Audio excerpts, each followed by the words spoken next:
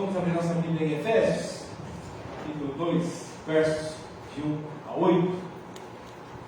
Nós estamos no mês que nós comemoramos, a fé reformada comemora a reforma protestante. E dentro da série de sermões desse mês, sobre as 5 solas na fé reformada, hoje nós vamos meditar no terceiro ponto, e entre os reformados ficou conhecido como sola gratia, ou somente a graça. Esse mês de outubro, mais precisamente tendo acontecido o seu início, o start da reforma protestante, aconteceu no dia 31 de outubro de 1517, quando então um monge, Martinho Lutero, colocando de forma conformista nas portas da abadia da Catedral de Wittenberg, na Alemanha, a sua defesa, que ficou conhecida entre os reformados como as suas 95 teses. Ele combatia os dogmas equivocados da fé cristã naquele momento, e principalmente as indulgências, que eram a venda de absolvição da alma, do céu, e dentre muitas outras coisas. E o mais interessante é que Lutero ele age de forma muito emblemática e estratégica nesse dia. Por que queria fixar as suas 95 teses no dia 31 de outubro? Será que Lutero estava em busca da caça às bruxas? Será que Lutero estava preocupado com o dia das bruxas? Ou foi algo já maquinado por Lutero? Lutero escolhe o dia 31 de outubro para fixar na porta da Catedral de Wittenberg as 95 teses, que eram confrontações daquilo que ele enxergou de errado na fé católica romana, depois da divisão da igreja. Por quê? Porque a porta da igreja era muito grande, servia de 4. E obviamente, no dia 1º de novembro, de todos os anos até hoje, nós comemoramos o dia de Todos os Santos. Então, não foi um dia escolhido aleatório, hoje eu vou reformar, hoje eu vou sair e vou colocar 95 teses para confrontar a igreja. Não era isso. Lutero nunca quis deixar de ser católico, ele apenas não se conformava com algumas coisas que estavam caminhando, degringolando na fé. Então no dia 31 ele afixa as 95 teses, porque no dia 1º teria a comemoração do Dia dos Santos. E também no dia 2 de novembro comemora-se então o Finados, o Dia dos Mortos. Então não é algo aleatório no calendário. Lutero não pensou de forma aleatória. E pensando nisso, então, sobre esse texto esse tema da somente a graça, ou sola gratia, eu reservei nesta noite o texto de Efésios 2, que vai dos versículos de 1 a 8, e diz assim para nós: Ele lhes deu vida quando vocês estavam mortos em suas transgressões e pecados, nos quais vocês andaram no outro tempo, segundo o curso deste mundo, segundo o príncipe da potestade do ar, do espírito que agora atua nos filhos da desobediência. Entre eles também nós todos andamos no passado segundo as inclinações da nossa carne, fazendo a vontade da carne e dos pensamentos, e éramos por natureza filhos da ira, como também os demais. Mas Deus, sendo rico em misericórdia, por causa do grande amor com que nos amou, e estando nós mortos em nossas transgressões, nos deu vida juntamente com Cristo. Pela graça vocês são salvos, juntamente com Ele nos ressuscitou e com Ele nos fez assentar nas regiões celestiais em Cristo Jesus. Deus fez isso para mostrar nos tempos vindouros a suprema riqueza da graça em bondade para conosco em Cristo Jesus. Porque pela graça vocês são salvos mediante a fé, e isso não vem de vocês, ou não vem de vós, é dom de Deus. Pai, em nome de Jesus, fala no nosso coração nessa noite, Pai, de forma poderosa. Olha, Deus, com a tua igreja, Deus, através da minha vida, tudo que for exposto aqui, falado no teu nome, seja com temor no coração, com intrepidez. Usa, meu Deus, como instrumento nas tuas mãos para que o teu evangelho seja pregado com fidelidade, Pai. Essa é a minha oração em Cristo Jesus. Amém. O grande problema do homem caído, o ser criado, quando eu digo o homem, é o ser criado, o ser adâmico. Não é somente o fato de estar em simples desarmonia com o Senhor, mas o grande problema do homem é que naturalmente ele nasce, ele vem de fábrica, do padrão fábrica, ele vem alheio à vida de Deus. Usando as palavras do comentarista Francis Folks, em seu comentário de Efésios, onde ele diz exatamente isso, que nós estamos alienados a uma vida junto com Deus.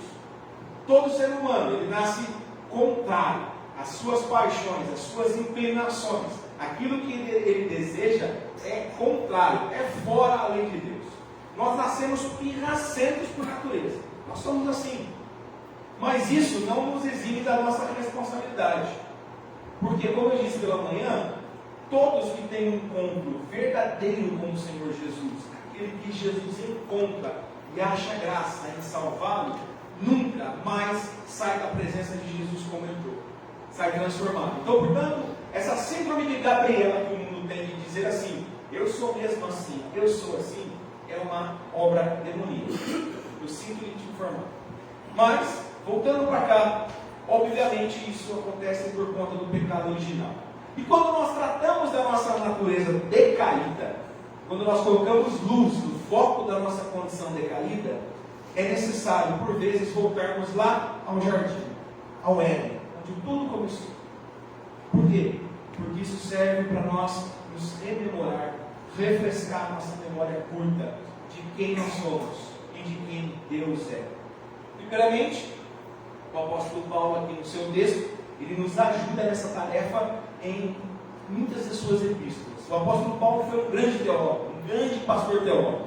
Os 27 livros do Novo Testamento, das epístolas do Novo Testamento, 13 são dele. Então, obviamente, ele tem uma grande força de expressão na teologia. A teologia paulina é muito rica em conhecimento, graça e poder. Mas é a parte de Deus que opera em Paulo. E sendo assim, a exemplo disso, a carta que ele escreve aos Romanos, ele faz a seguinte exortação, lembrando da pecaminosidade, lembrando da natureza corrompida, lembrando que somente a graça pode salvar um pecador desgraçado. Desgraçado é alguém que está desprovido de graça, não é de beleza, mas é de graça. Então Paulo diz assim, lá em Romanos 3:23, pois todos pecaram e carecem da graça da glória de Deus. Todos pecaram. Não há um justo sequer. Todos pecaram. Paulo mostra que há um peso e é uma seriedade da transmissão do pecado que nos foi passada. Sim, você e eu já nascemos pecadores, como eu disse anteriormente. Nascemos com um emblema, nascemos com um dogma, nascemos com uma estirpe de pecadores, contrários à vontade de Deus. Mas calma, há uma solução para isso. E nós vamos meditar nessa solução nesta noite. Mas logo que Paulo dá essa fala aos romanos, ele fala daquilo que modifica a condição natural do homem. Aqui está o pulo do gato. Aqui está a solução. A graça. Somente a graça. Só a graça. Então nós vamos ver que somente a graça é que pode tirar-nos de uma condição falida, miserável, desgraçada, corrompida, sem nenhum tipo de esperança. E ele diz assim, logo no versículo 24, do capítulo 3, sendo justificados gratuitamente por sua graça, mediante a redenção que há em Cristo Jesus. E essa graça é que muda a vida do homem. É essa graça que muda a nossa visão de quem Deus é e reforça para nós quem nós somos. Ainda tem um processo diário de santificação até a volta de Cristo Jesus. Nós iremos passar por esse processo. E eu quero te dizer, há uma má notícia nisso. Esse processo é doloroso. Esse processo é árduo. Ele é contínuo. Não dá para tomar o vidro todo, porque não resolve. Ele é homeopático, dose em dose. A cada dia, você e eu precisamos olhar para a cruz do Calvário e enxergar Cristo. É lá que está a solução. E é pela graça, mediante a redenção que é em Cristo Jesus, que nós somos salvos. Então, quando essa graça muda a nossa visão, muda o nosso estilo de conduzir a vida, e isso não vem de nós, para que ninguém se glorie, isso vem da parte do Senhor, porque é Ele que nos capacita. Então, Paulo, ainda falando aqui aos Romanos, ele dá ciência do que o pecado fez com nós e como nós estamos agora. O pecado não só nos cegou, ele nos matou. Então, nós viemos de fábrica com um padrão maculado, um padrão corrompido. Nós temos um defeito de fábrica, não porque Deus errou, mas porque os nossos primeiros pais, Adão e Eva, erraram, cometeram um suicídio em massa, desobedeceram a palavra do Senhor. E aí Paulo escreve assim: porque sabemos que toda a criação, e quando ele fala toda a criação, tudo que foi criado pelas mãos do sagrado, do divino, do Senhor, do Yahvé, tudo, toda a criatura, tudo aquilo, pensa tudo mesmo, com toda a sua força, tudo. Ele diz assim: porque sabemos que toda a criação, a um só tempo, geme e suporta angústias até agora. E não somente ela, mas também nós, que temos as premissas do Espírito Santo, os salvos também. Igualmente gememos em nosso íntimo, aguardando a adoção dos filhos, que esses filhos cheguem, que o povo seja alcançado pela graça, e aí acontecerá a redenção do nosso corpo. Romanos 28, 22, 23. Então Paulo dá um alerta. E quando a gente se volta para o texto de Efésios, que acabamos de ler no capítulo 2 de forma pontual, nós percebemos a obra maravilhosa de Cristo por nós, que nós somos quem Jesus é. E diante desse texto maravilhoso que Paulo escreve, há algumas lições práticas para a nossa vida enquanto crentes em Jesus, mas de forma muito especial sobre a graça de Deus, que opera em nós, dentro do nosso ser, por nós, com coisas que estão acontecendo, e para nós, porque todas as coisas cooperam para o bem daqueles que amam o Senhor. Mas não para por aí, para que nós sejamos forjados e sermos feitos parecidos à imagem e semelhança do seu Filho Jesus. No próprio capítulo 8 de Romanos a gente encontra isso, versos 28 e 29, quando Paulo está falando sobre isso. E a primeira coisa que o texto de Efésios 2 mostra para nós, no verso 1, logo de cara, é a nossa real condição. Olha a sua Bíblia aí, está dizendo assim, ó: Ele, o Senhor, lhes deu vida quando vocês estavam mortos em suas transgressões e pecados. A nossa real condição não era de alguém que ficou enfermo, que estava acamado. Eu não sei se você já teve uma dor de garganta, daquela que te derruba, aquela dor nas costas, que quando eu estou ficando gripado, é uma dor na minha pá aqui, eu fico já meio assim caído, aliviando e falo: vai me dar trabalho. E realmente eu dou trabalho para ela. Então não é essa a condição dessa enfermidade que meia dúzia de dinheiro no auxílio se resolve. Não é essa a condição. E a gente depois se recupera. A nossa real condição também não era de uma simples crise de identidade ou de uma crise existencial. E tem dias que a gente acorda meio assim, meio da pá virada. A gente fala: hoje eu não estou legal, está tudo ruim, o tempo, o clima, a roupa, o carro, a esposa, os filhos, está tudo ruim. Não é esse tipo de condição que Paulo fala. Não era uma frescurite de algum filho que acorda no dia e não vou para a aula, ou uma desobediência. Não era esse tipo de condição que Paulo está chamando a nossa atenção. Porque mesmo que nós quiséssemos, nunca, nós jamais poderíamos agir dessa maneira. Sabe por quê? Porque a condição que nós nos encontrávamos era de morte. A condição que nós nos encontrávamos era de um morto. Nosso espírito estava dentro de um caixão, uma coroa de flores em cima, prontinho para ir para a cova, para o sepultamento. Você fala da morte espiritual. E aí, eu digo para você: morto não fala, morto não reclama, morto não tem decisões, morto não opina, porque o morto não age, o morto não reage às circunstâncias. Ele não decide nada, nem a cor da sua roupa no velório, ele não vai decidir. Nós estávamos assim, por conta das nossas transgressões e pecados. E sabe o que isso significa? Significa que nós éramos indiferentes à salvação oferecida no Evangelho de Jesus. Essa é a morte que nós desfrutávamos. Nós estávamos cegos. E aí Paulo fala, ele lhes deu vida quando vocês estavam mortos em suas transgressões e pecados.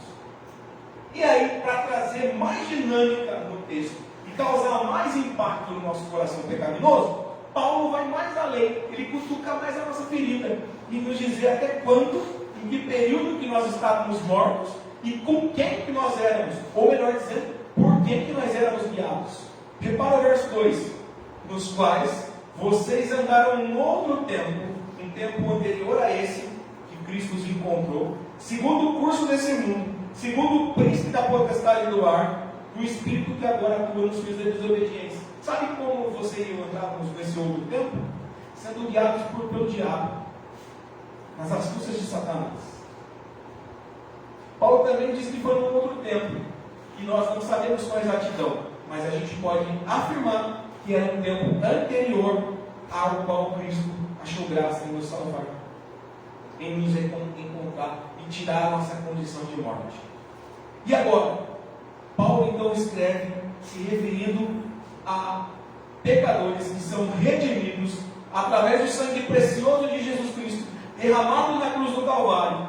Esse tempo sendo guiado pelos tortuosos caminhos de Satanás, que anteriormente nós desfrutávamos, segundo o curso desse mundo, basicamente indo para onde o vento nos levasse. Deixa a vida me levar, vida leva eu. É basicamente essa a nossa condição. Estávamos assim para Deus. Deus é lá e a gente aqui, de costas para Ele, como se Ele não existisse, indiferente à nossa condição espiritual, indiferente à divindade, com indiferença à divindade. O que Paulo está dizendo aqui é que a condição do homem natural, ela é desesperadora sem Deus. Ele se refere a um homem caído, que pertence a uma sociedade que está presente em todos os tempos, caída e em todos os lugares. E em primeiro lugar, esse homem está morto. Isso significa que ele não possa fazer coisas boas, ele não possa fazer coisas boas. O homem indiferente, o ímpio, ele pode sim fazer coisas boas. Ele pode ter uma vida moralmente aprovada e responsável pela sociedade caída. Ele pode ter umas boas intenções. Ele pode.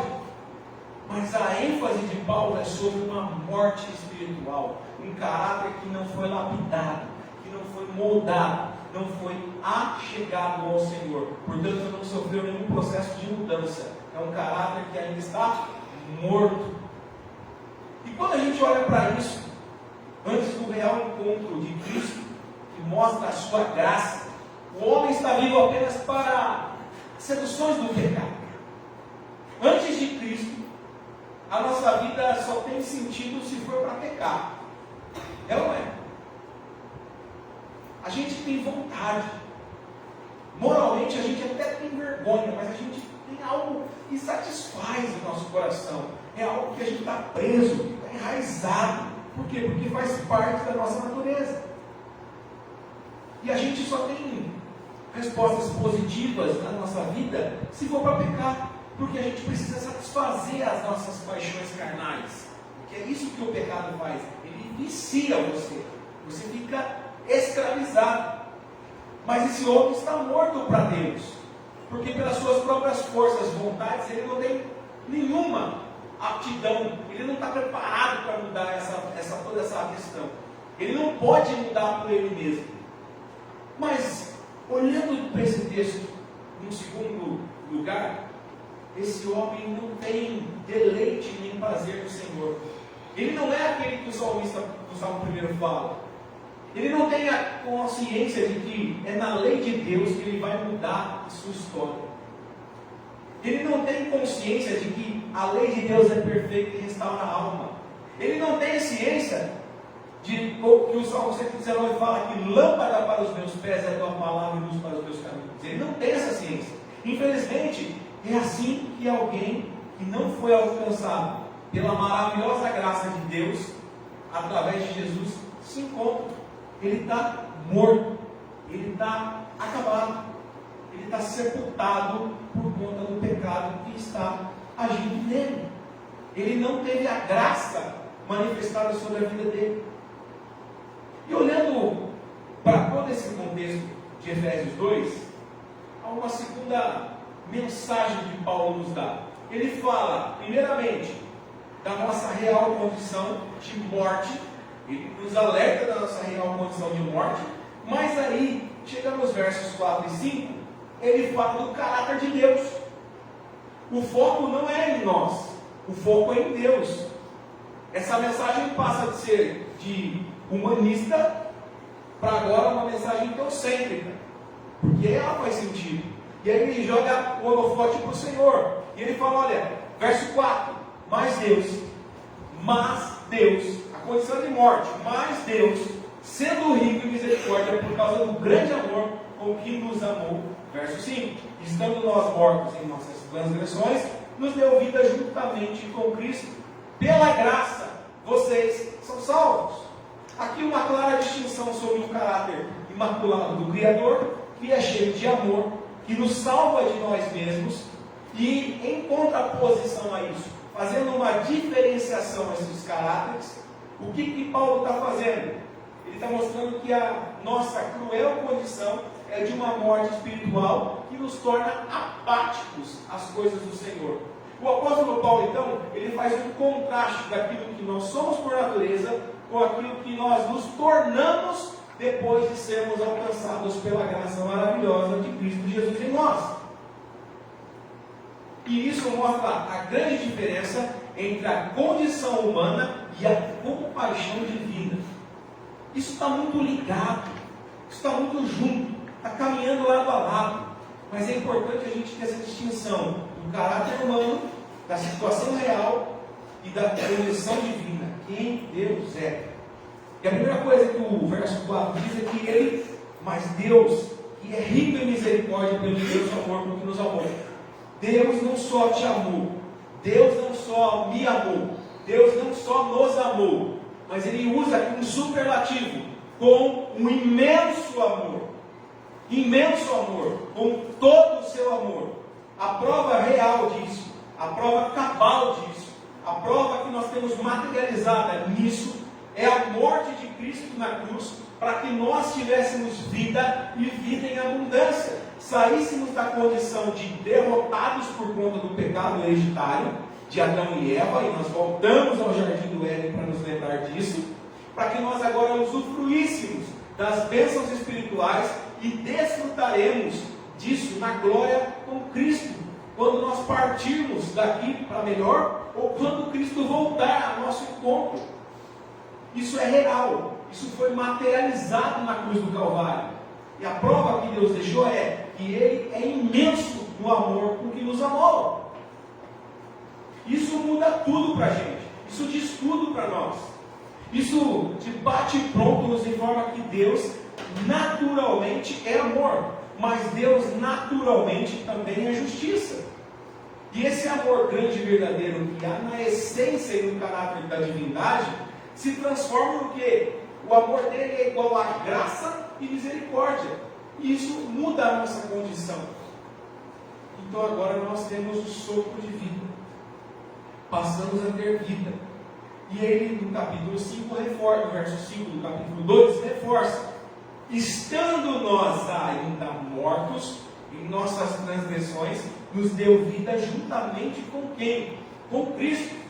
Nós não fomos somente ressuscitados espiritualmente, mas agora a nossa condição mudou. Nós somos vivos e vivos em Cristo Jesus. Morremos para o mundo, estamos vivos em Cristo Jesus.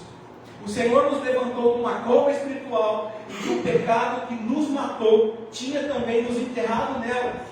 Isso aconteceu por obra do Espírito Santo, mediante o quê?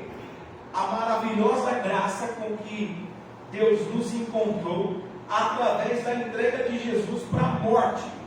Então, para que nós fôssemos ressuscitados, alguém teve que se tornar propício, alguém teve que se tornar próprio em nosso lugar, alguém teve que pagar o pecado, porque isso não saiu de graça. A graça é o favor imerecido, mas olha só que contraposição fantástica. Ela não saiu de graça. Porque sem derramamento de sangue não há remissão de pecados. Para que eu e você tivéssemos vida eterna em Jesus, Ele teve que se entregar na cruz do Calvário. E isso é graça. Só que ninguém poderia pagar os nossos pecados, dizer que está consumado, se não fosse o próprio Deus, Deus encarnado, o Filho, o Jesus, ou Cristo de Deus. E quando Deus achou por bem nos salvar, Ele mostrou que a sua graça, ela é rica, ela é abundante, é uma fonte inesgotável de um amor verdadeiro. Quer ver a prova disso? Olha para o verso 7. Deus fez isso para mostrar, nos tempos vindouros, a suprema riqueza da sua graça, em bondade para conosco em Cristo Jesus.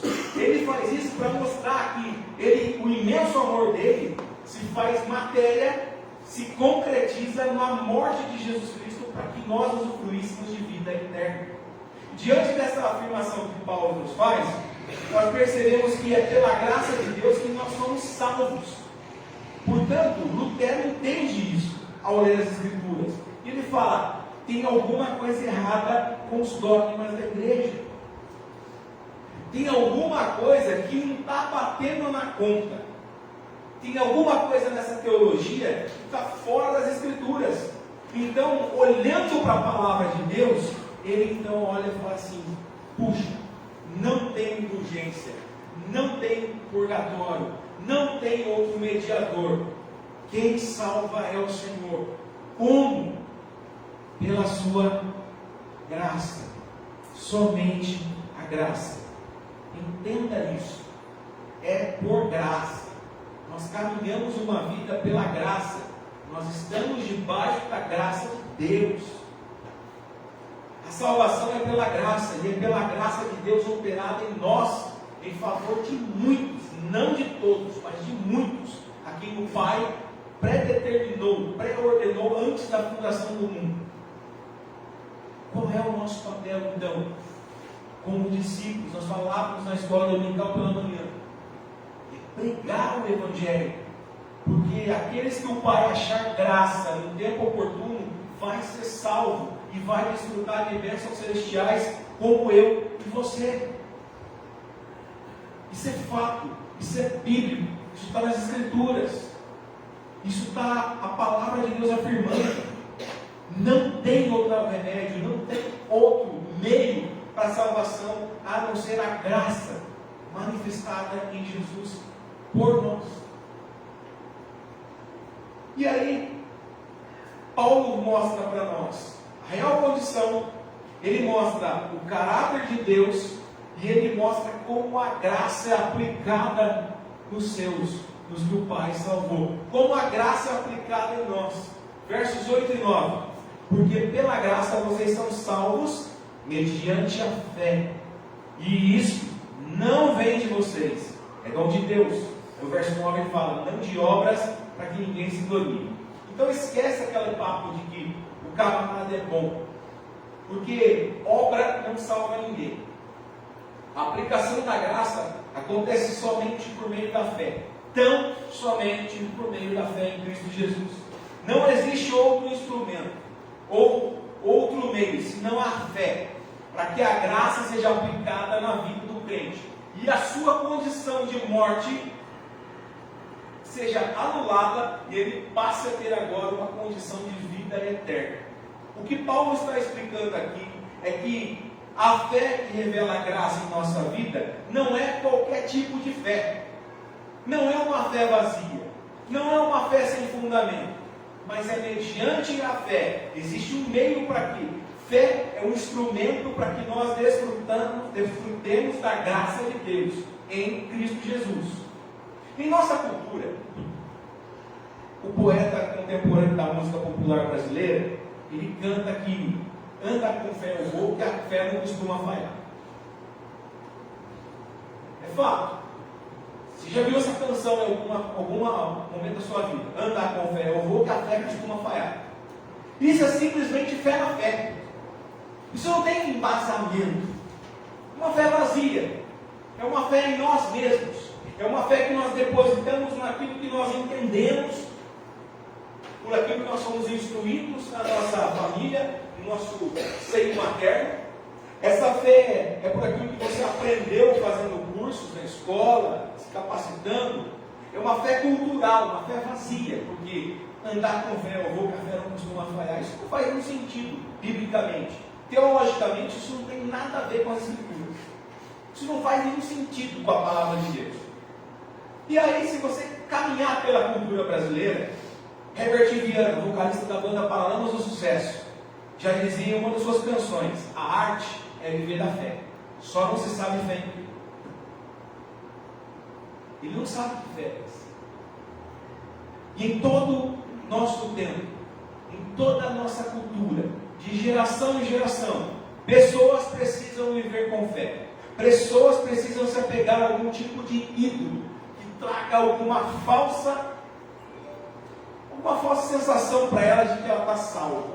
Seja a cor da roupa, seja um amuleto, seja um santinho, seja um objeto, seja a cor que ele usa, sair de casa com o pé direito. Algumas coisas nós somos por natureza ensinados. E muitas dessas coisas a gente faz, replica ritualmente, mas nós não temos nenhum fundamento que explique isso na nossa vida. E por natureza, o homem é um ser religioso. O homem, ele naturalmente é um adorador de alguma coisa, ele é um ser contemplativo. Repara para você ver. Todo mundo crê em Deus, num tipo de Deus. Seja o Deus verdadeiro, que nós conhecemos nas Escrituras, ou seja um tipo de Deus que Ele mesmo criou, para que Ele tivesse segurança. E isso está muito longe da graça que Deus apresenta na pessoa de Jesus para a vida do crente. A grande questão é que o pecado, ele não só nos matou espiritualmente, mas ele nos cegou. E antes de morrermos por conta do pecado, ele nos adoece. Ele cega o nosso olho espiritual e ele tapa os nossos ouvidos. E ele endurece o nosso coração. Então veja que é uma sequência de desgraça que acontece. E nós não encontramos a graça quando nós estamos nessa real condição. Então, a instrumentalidade que nos conduz para a graça de Deus manifestada em Jesus é a fé. Ela é um instrumento para nos levar a encontrar a graça. Quando nós estamos adorando coisas com a falsa sensação de salvação, nós nos tornamos um adorador profano. Aquele que virou as costas para aquilo que é sagrado. E só existe um sagrado: o Deus eterno, o Deus criador que as Escrituras nos falam. É esse o Senhor que traz fé para o nosso coração. Ele é quem promove isso com a finalidade de que a fé produza graça, e pela graça, dessa forma, nós sejamos salvos em Cristo Jesus. É somente pela fé, e é somente pela graça. Ela se completa. E aí no verso 10, Paulo afirma que não fomos salvos pelas boas obras, não por aquilo que nós fizemos, ou por aquilo que os nossos pais fizeram, mas por aquilo que o Senhor fez, para que nós andássemos nas boas obras, porque pelas nossas boas obras, os homens reconhecerão quem o Senhor é e o glorificarão nos céus. E isso a Escritura afirma para nós. Essas boas obras já foram preparadas por Deus para nós, para os crentes, para que nós andássemos nela. Então, se você ainda não teve um encontro genuíno com o Senhor, aquele encontro que muda a sua vida, a sua forma de pensar, de falar, de agir, clame ao Senhor, peça que o Espírito Santo mude a sua história, peça que o Senhor se compadeça de você e se mostre para você, que Ele te encontre onde é que você estiver, para que você seja salvo e entenda o que é a graça de Deus, como ela opera e que vai te levar para a vida eterna. Porque o reverendo Hernandes Dias Lopes já disse que o inferno existe e ele fica numa vida sem Cristo, no final de uma vida sem Cristo. Então eu sinto te dizer, não existe um purgatório. E é aquilo que Lutero entendeu, não tem um meio termo. Ou é o céu ou é o inferno. que o inferno é real, ele existe, fica no final de uma vida sem Cristo. Isso é desgraça. Mas a boa notícia, a boa nova do Evangelho é que tem graça. Não é uma vida sem graça. Entende? O trocadilho? Quem está com Cristo tem uma vida com graça, com abundância.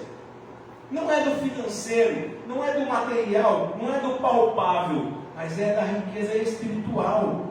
É isso que o apóstolo Paulo está replicando. É isso que ele viu em Jesus. É isso que Lutero enxergou olhando para as Escrituras.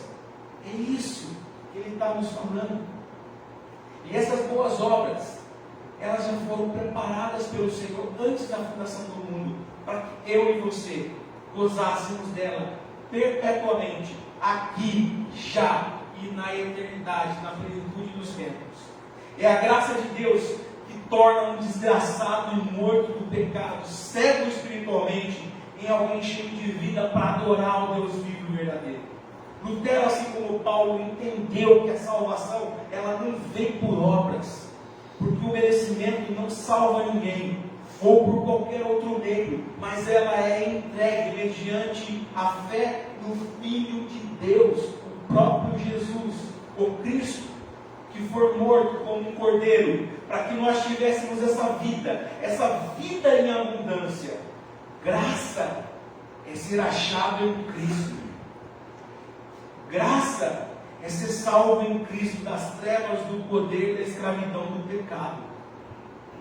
Graça é o favor imerecido de Deus para pecadores miseráveis. Graça é ter fé no Criador, é desfrutar de méritos conquistados pelo Salvador. Primeiramente, nós somos convencidos da nossa condição primária através do Consolador. Quem é Ele? O Espírito Santo. A Trindade excelsa, a Trindade majestosa, santa, santa, santa, trina, porque três em um, Pai, Filho e Espírito Santo, e ao mesmo tempo única. Ela converge na pessoa de um Deus, ela desemboca em um Deus maravilhoso, um Criador, que é misericordioso, é justo e amoroso, porque Ele não só nos amou, mas nos amou com seu imenso amor, a ponto de derramar a sua graça em favor de muitos, na cruz do Calvário, na pessoa de Cristo Jesus. Graça é a certeza da nossa liberdade em Cristo, conforme o apóstolo Paulo escreveu aos Colossenses. Ele nos libertou do poder das trevas e nos transportou para o reino do seu Filho amado, em quem temos a redenção, a remissão de pecados. Colossenses capítulo 1, versos 13 e 14. Então, graça é ser encontrada em Cristo, por Cristo, para Cristo. Graça é desfrutar do imenso amor de Deus, uma salvação no qual não se pode comprar, uma salvação na qual não se pode vender, uma salvação que não é meritocrática. Você e eu não fazemos nada para sermos salvos. Quem faz é Deus. Então, não é um apelo, mas se você tem dúvida de quem Deus é, se você não teve um encontro com Jesus, se você tem assim uma dúvida na sua cabeça, na sua mente, no seu coração de que Jesus ainda não é o Senhor da sua vida, ore ao Senhor, para que Ele se revele a você, para que Ele mude a sua condição, para que você tenha vida, que você caminhe em paz, que você desfrute da graça maravilhosa, porque só dessa maneira, você, como eu, Lutero e a Igreja de Cristo reformada, que continua se reformando, vai conseguir olhar para as Escrituras e falar, somente a graça, é somente a graça, é ela que muda a nossa condição, e ninguém alcança se não for pela fé em Cristo Jesus. Que Deus assim o abençoe, que você possa ter esse encontro fatídico, que vai mudar a sua história, e você vai se tornar um filho de Deus, alguém que é justo pelo Filho de Deus, alguém que é justificado pelo sangue na cruz, e isso é graça, é o favor imerecido, a abundante graça